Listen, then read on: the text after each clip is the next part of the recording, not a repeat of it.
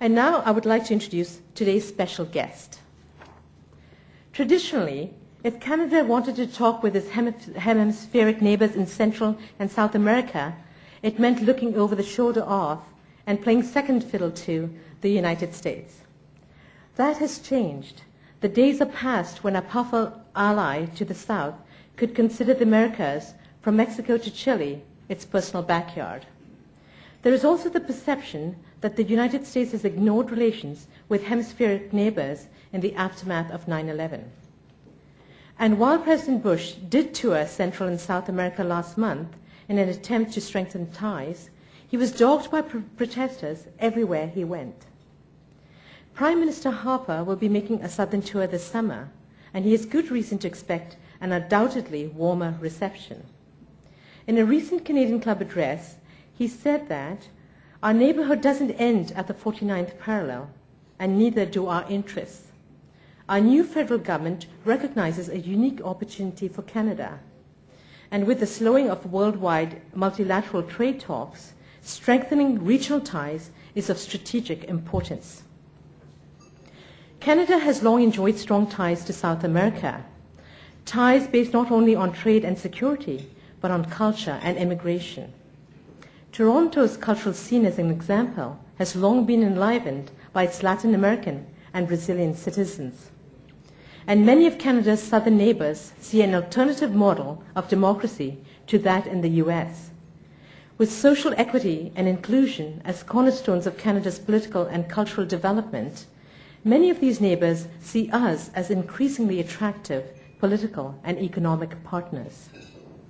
And looking at recent results for Scotiabank, our sponsor of today's lunch, it's clear that partnerships in this region can be a very good thing indeed. Scotiabank has long had a strong presence in Central and South America. And in 2005, Latin Finance magazine recognized this commitment, awarding Scotiabank the honor of Bank of the Year. In a recent op-ed piece, Scotiabank CEO Rick Waugh, who I'm pleased is here with us today, said, and I quote, "The real growth opportunities for companies in North and South America, including small and medium-sized businesses, are in the Americas." I'm confident that Peter MacKay agrees with that assessment, and as Minister of Foreign Affairs, Mr. MacKay represents a government determined to exploit emerging opportunities in the American region. Minister MacKay also recognizes that Canadian interests in the hemisphere extend beyond trade and balance sheets. In a recent address to the Organization of American States, he stressed that Canadian interests include the significance that Canada attaches to being part of a community of states committed to working together to ensure the freedom, security, and prosperity of our peoples. Minister MacKay has visited the Dominican Republic, Mexico, and Brazil in the past year in order to stress this commitment. His counterparts there know that this government considers Canadian engagement on trade treaties, security, and sustainable development with Central and South America a top priority. He joins us here today to discuss this exciting new direction for Canada's foreign policy, a re-engagement with our continental partners. Please join me in welcoming the Deputy Prime Minister, Minister of Foreign Affairs, and Minister of the Atlantic Canada Opportunities Agency, the Honourable Peter MacKay.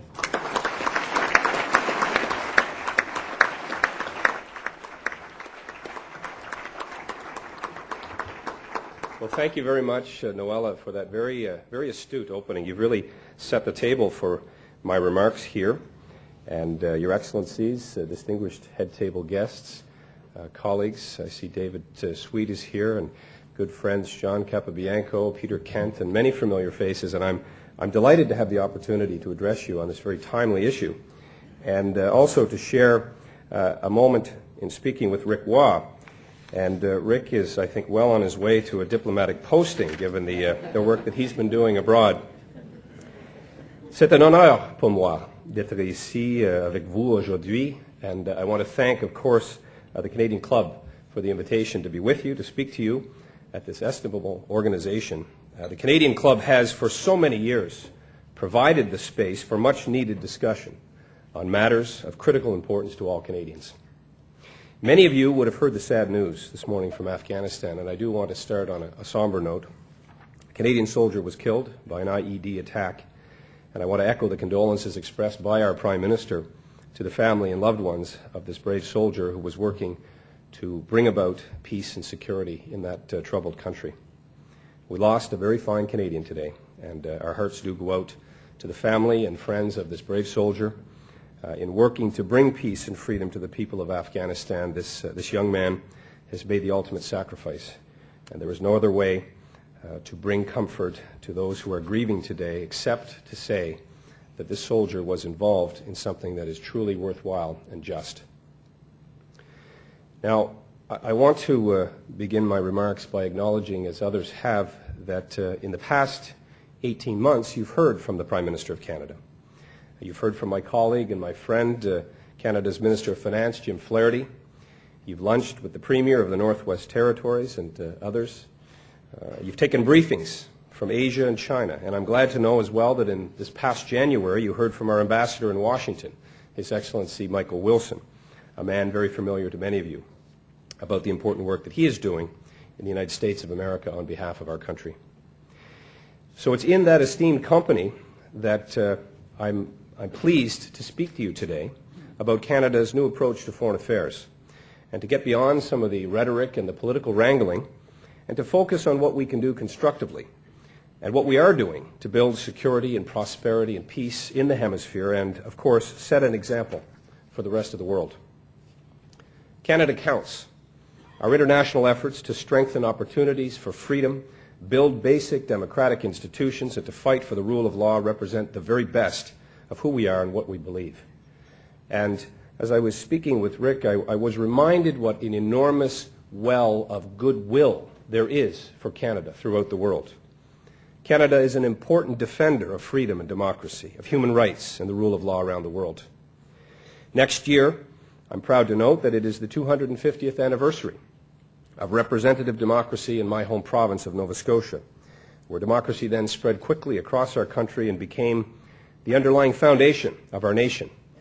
And it is in this historic context, and noting the long abiding history of this country's most storied club, that I wish to discuss with you Canada in the Americas. This subject has, I am told, been an infrequent topic for Canada Club's attention.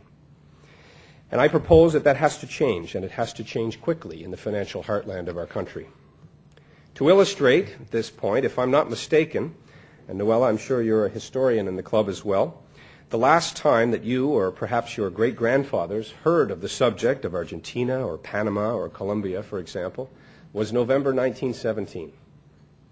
The last time Canada's Trade Commissioner to South America spoke to this Canadian club was October 28th, 1929, an inauspicious month in the world economy at the heartbreak of the Great Depression.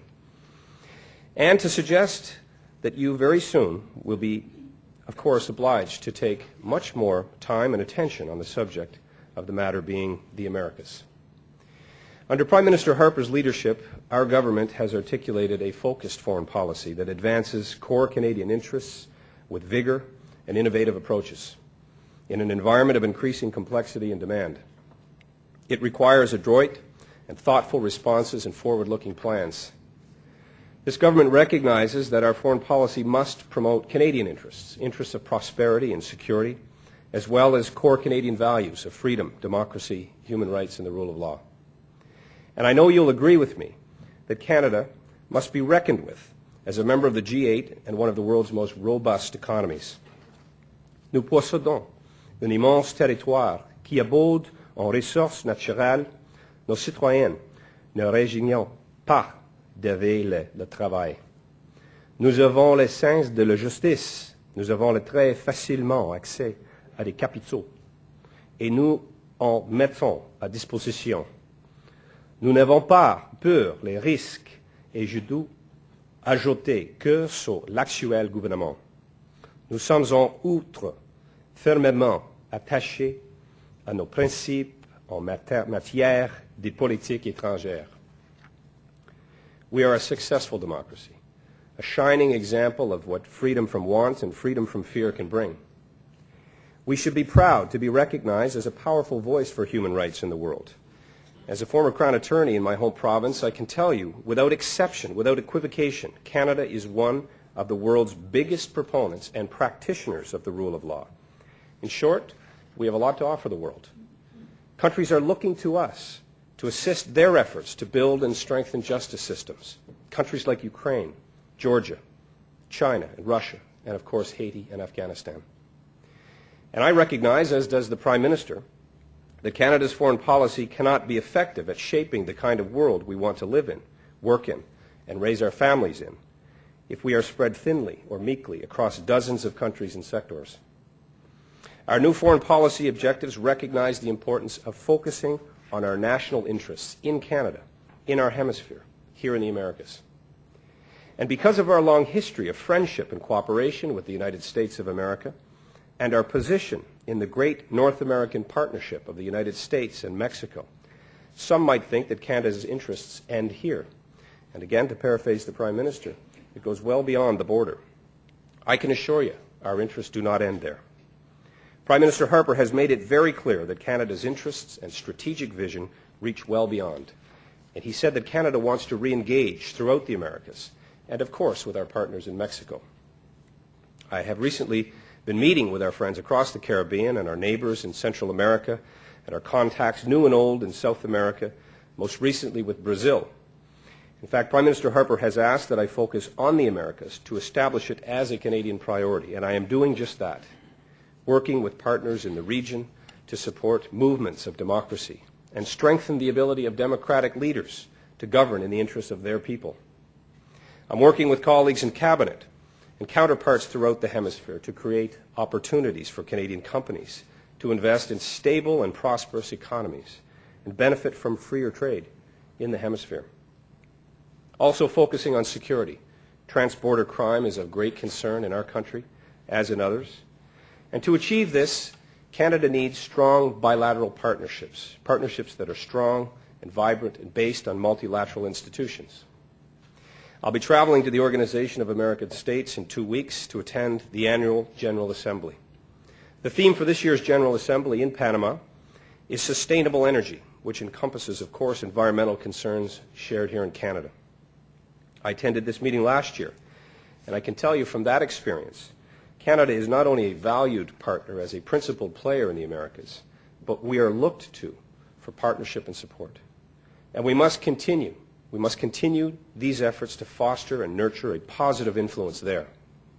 We will work through the OAS and through the United Nations to ensure that the multilateral institutions better reflect the needs and concerns of our hemisphere. And these initiatives and more, Canada is becoming a leader in the Americas.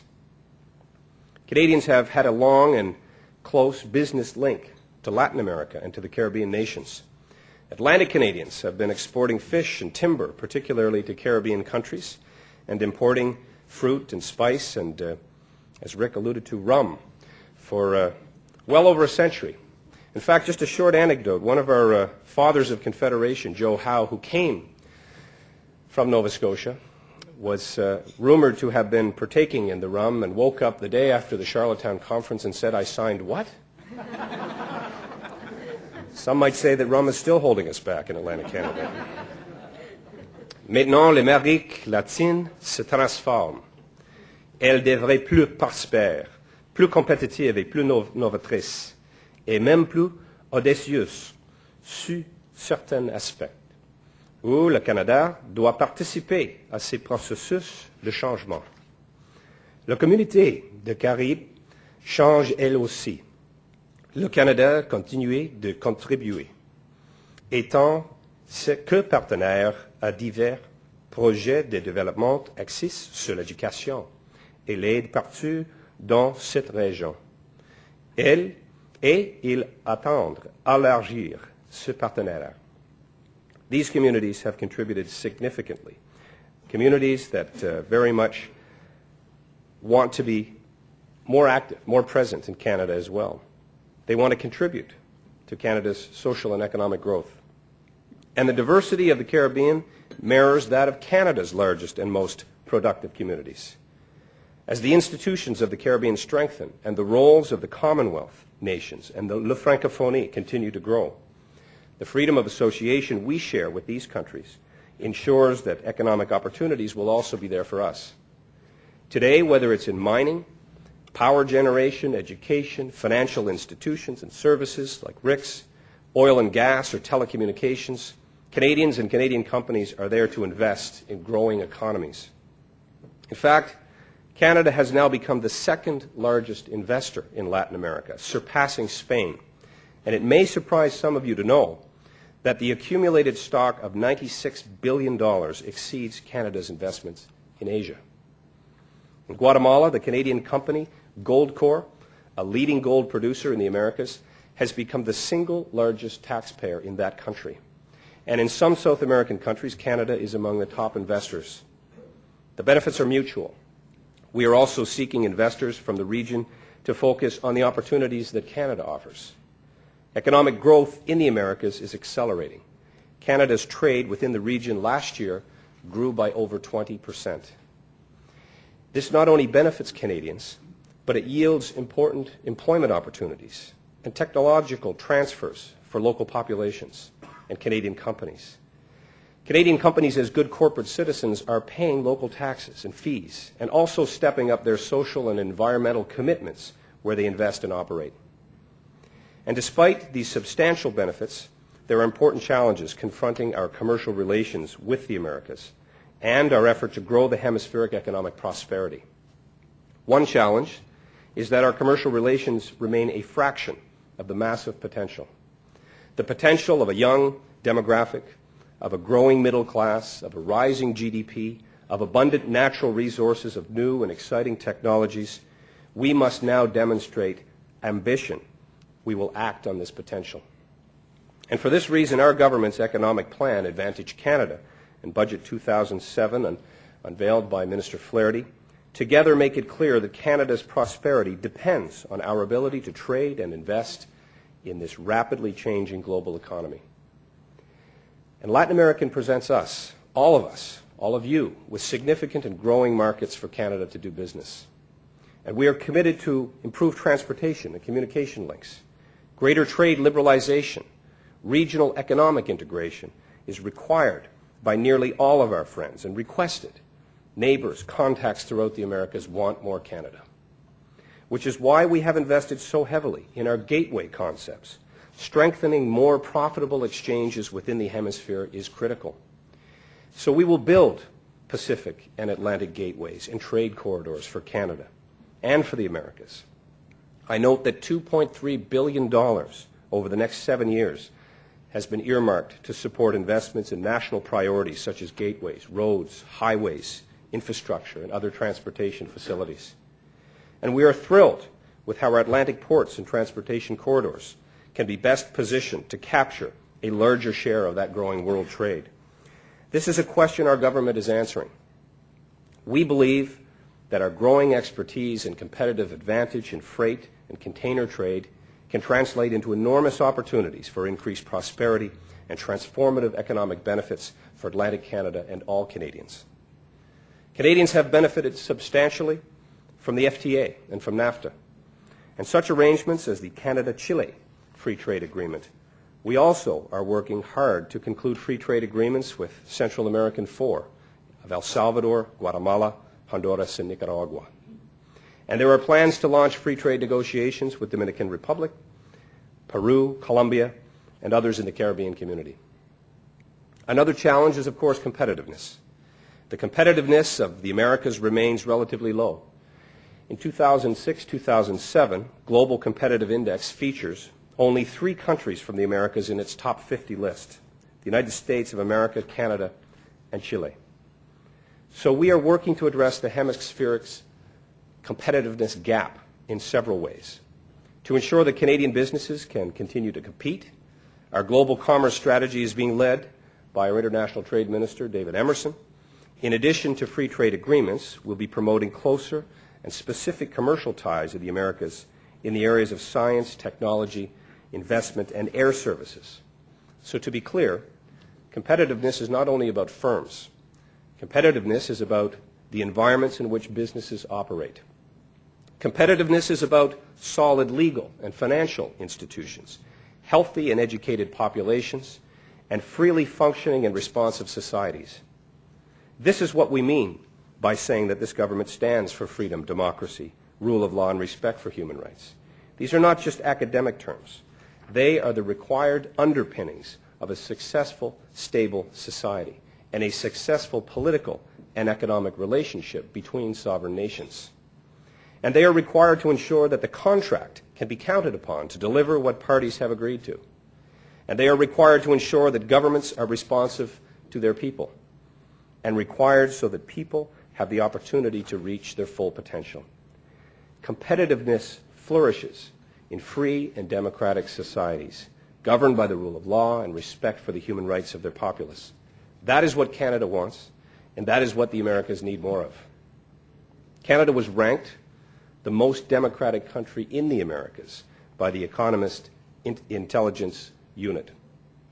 And Canada and Canadians for over 140 years built institutions like the Scotiabank that have allowed our difficulties and disagreements to be identified and successfully addressed.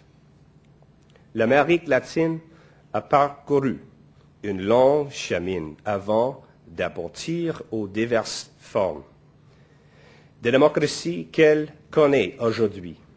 D'abord territoire de sociétés autochtones dynamiques, elle a connu le colonialisme et la dictature, et tout au long de ce parcours, les latino-américains ont lutté pour la liberté et la démocratie.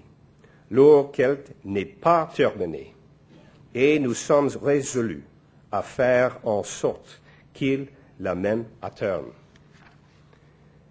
Clearly, Canada opposes dictatorships. Canada supports democracies. This hemisphere will be bound together by the closest of fraternal ties in opposing injustice. We will support democracies that work in the interests of the people and promote duly elected Congresses through fair and transparent processes, independent courts, and fair constitutions. Canada supports real leaders and real builders in the Americas. Some think that they are creating political capital by creating hostility against foreign investment. This is impractical and unrealistic, and people throughout the hemisphere know it to be folly and unhelpful in trying to raise the standard of living in this important region. Real progress is possible for Canada and our partners in the Western Hemisphere if alliances for increasing freedom and democracy are sought and pursued relentlessly.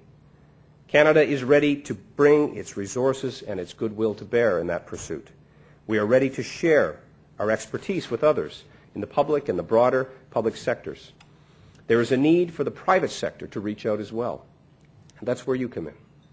We can learn from one another on how to build a more secure and more prosperous hemisphere. The past 25 years have seen significant change towards democracy in Latin America. Today, democracy has become a powerful aspiration everywhere.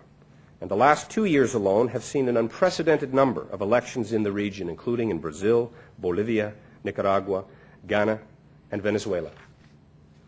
In some cases, such as Haiti and Ecuador, we saw the restoration of electoral power after a period of upheaval and uncertainty.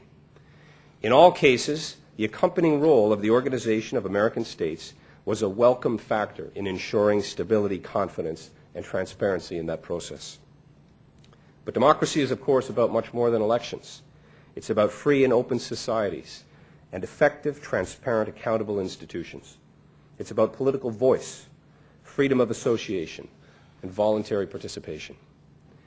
We have an inspiring example of this kind of solidarity in our hemisphere, in our collective efforts working with partners in support of the people of Haiti. La situation en Haïti est d'importance cruciale.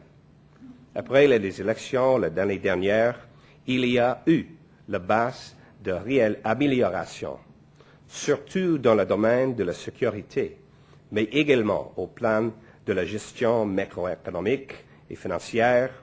Le Canada contribue à transformer véritablement cette société. Mais Haïti a beaucoup à faire pour renforcer ses institutions, ainsi que pour relancer son économie et la société.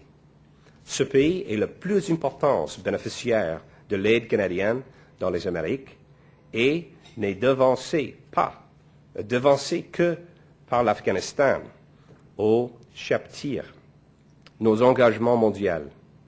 Nous y investissons car nous savons que les Haïtiens doivent assister à une réforme tangible à la gouvernance de la police et de l'appareil judiciaire si on veut que leur pays échappe au cycle d'établissement de la violence et de la pauvreté. I recently met with the Brazilian foreign minister in Ottawa as a follow-up to my visit to Brasilia in February, as you mentioned, Noella. And we discussed ways that we could work together, our joint efforts to strengthen the support for the Haitian people, working through civil society, through academia and democratic institutions.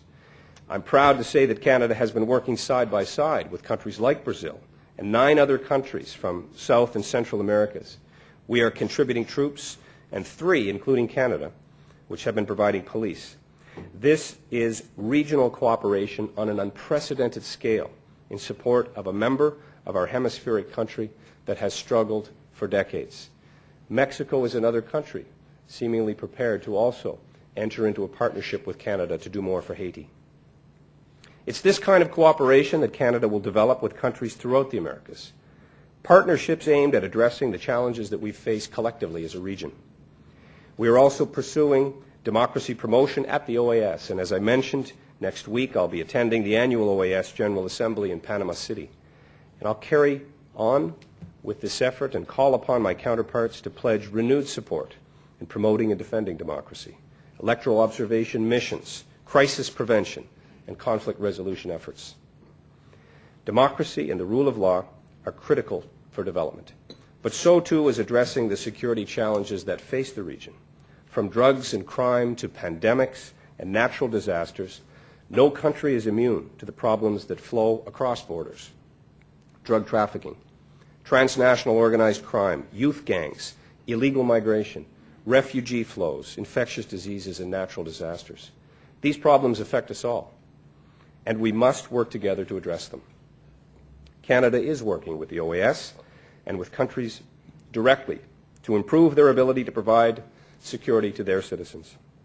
Again, in Haiti, our CMP officers are coaching and mentoring the Haitian National Police to help stabilize the region. We are also working with local communities to increase security. For example, we are investing $5 million in community security programs to bring local community groups, the mayor, and the Haitian National Police together in Cité Soleil to find solutions, local solutions for increased security there. And these measures contribute directly to the security on our own streets here at home, particularly in large urban centers like Toronto and Montreal. We have a common interest in addressing trans-border risks from narcotics, human trafficking, pandemics, and natural disaster. Finally, recognizing the particular fragility of the region in respect to natural disasters, Canada contributed recently $20 million to the Catastrophic Risk Facility of the World Bank to help countries in that region prevent and mitigate the impact of natural disasters. And we are working with North American partners to see if this can be extended to cover Central America, an area that is, of course, also plagued with hurricanes and seismic activity. In conclusion, in Panama at the OAS Assembly next week, I will be putting forward Canada's unequivocal support for democracies. I'll do so forcefully, in as articulate a way as possible, without offending. But our long-term aims are to develop real and sustainable relationships with our hemispheric partners. We can do no less. Our staples for the 18th and 19th centuries, fish, timber, raw materials, rum, are still very important to all of us. But our chief aims and objectives, indeed staples in the 21st century, are freedom, democracy, principles of human rights, and the rule of law. These are the staples to building secure, prosperous, and long-lasting productive partnerships. The efforts to build success, every step of the journey, are worth taking. The Americas can be more than the sum of our individual parts. As a good neighbor, Canada and Canadians are committed to helping shape a better future for all. And before I go, please join me in acknowledging the important role that is being played by Canadian men and women who are helping us to share our values with the world. the diplomats, the aid workers, the volunteers, and the soldiers in places like Afghanistan. I invite you to raise your glasses and have a toast to Canada and Canadians, making better and safer places around the world. Thank you very much. Merci beaucoup.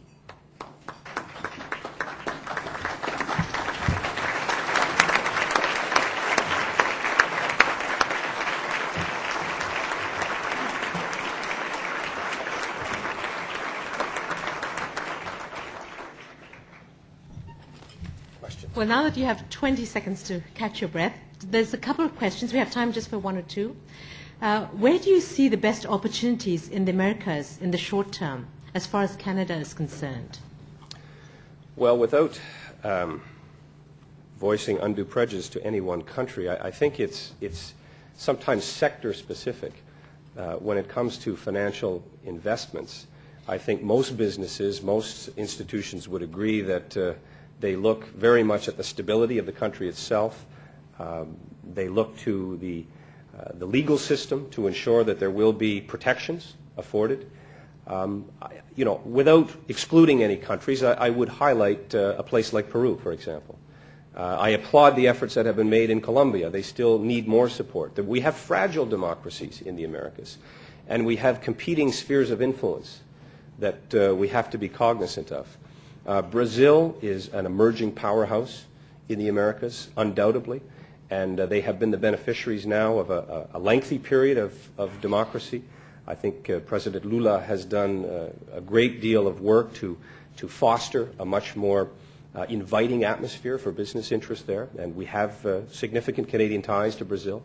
And of course, Mexico, as part of the North American partnership, is again a country that we need to continue to foster and nurture those good trade relations. And the Caribbean, undeniably, offers enormous potential. So throughout that entire sphere of nations that make up the Americas, and I think it was very forward-looking, if I could say so, for Canada to enter the OAS in 1990, we can do wonderful things, also not just promoting our own business interests there, but reciprocating in inviting these countries to do more business here in Canada and invest here as well. Thank you, Minister. Now, a nice short question. Do you plan on visiting Cuba anytime soon? And if so, when? I'm going to send Rick there first. I'm not ruling it out, put it that way. We've had members of the Foreign Affairs Department go to Cuba recently. We've had a presence there. Obviously, we've never severed diplomatic ties with the Cubans. And in fact, our influence there is substantial. And so for that reason, we have taken an approach that clearly allows us to voice our concerns about human rights issues, but at the same time continue to foster economic activity, continue to show support in many areas. And for that reason, there is always potential for diplomatic trips to Cuba, but we have to, because of time constraints, rank some of the areas where we feel we can be perhaps more effective in the shorter term. Thank you, Minister. I think that's all the time we have for questions, unfortunately, today. Thank you.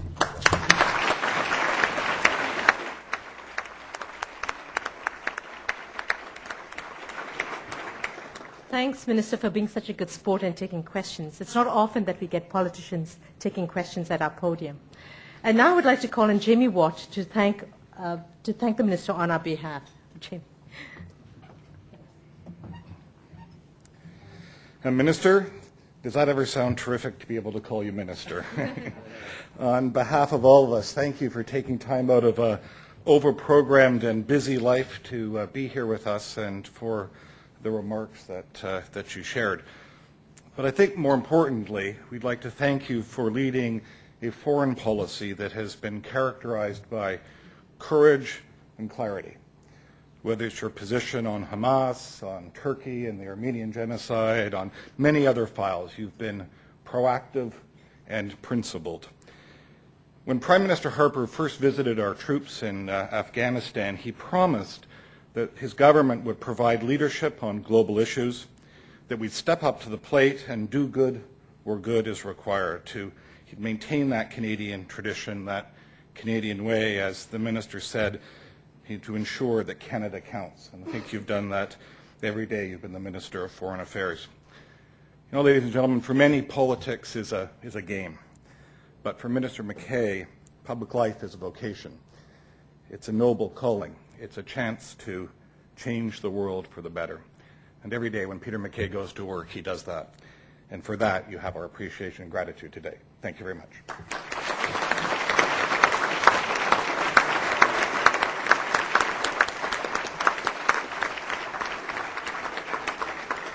Thank you, Jamie. And thank you again to Minister MacKay for being with us today. Thank you all for coming today. This meeting is now adjourned.